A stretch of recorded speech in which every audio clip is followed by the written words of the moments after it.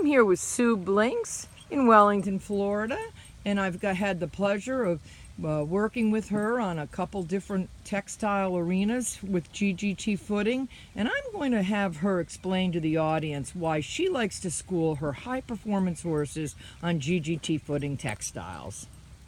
Well, it's so impressive how just adding this GGT fiber and textile into the arena, with my experience with numerous different sands to start with, of varying qualities as far as the gold standard that we would have, and you add this fiber to the arena, and the horses get that universal cushion.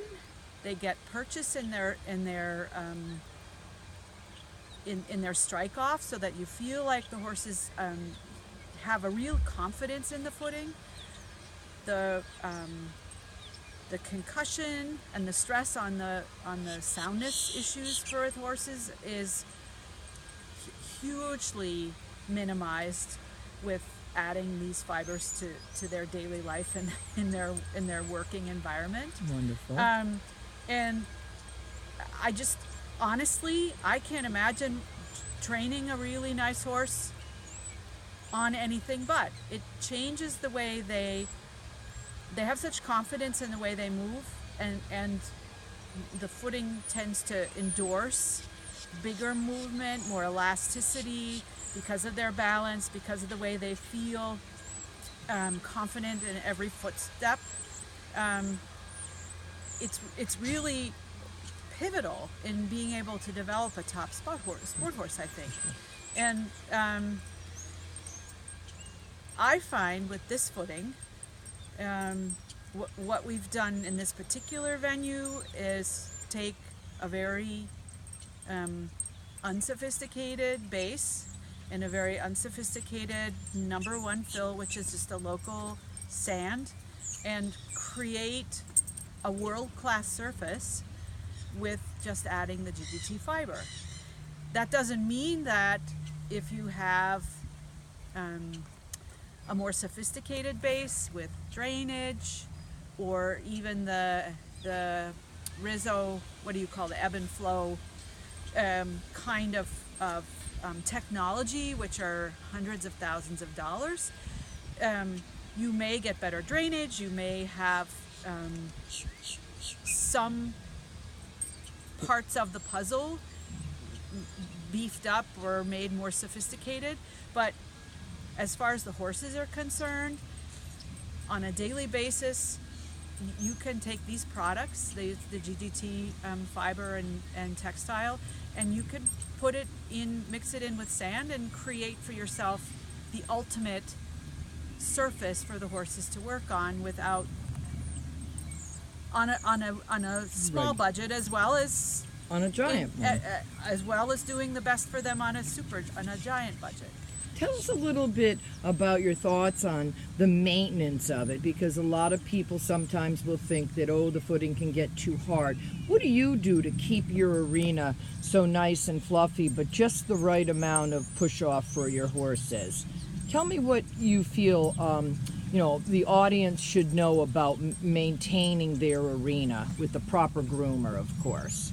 I find with having been responsible for maintaining 5 or 6 different arenas with these sophisticated fibers in the footing, it is a factor of water.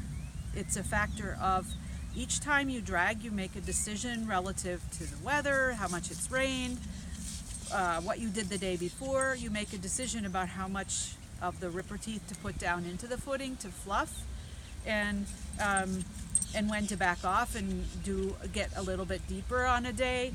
Mm-hmm. For that reason, I insist on doing the arena myself every day, because it is it's a technical science and an art. It's a technical science, yes. Just like training horses. Mm-hmm. And so for me, if the good thing about this fiber is that it gives the horse purchase, it meshes, underneath the horse's feet, but exactly what sort of hardness you want is totally dependent on how you drag it, how much water you add, how deep you put the ripper teeth. And the joy of this particular footing is that I can put the ripper teeth down into it and make it really fluffy. Sure. Or I can on purpose, specifically like before there's going to be a rainstorm, I can make it a little bit harder. Right, you And could that roll. I do on a daily basis.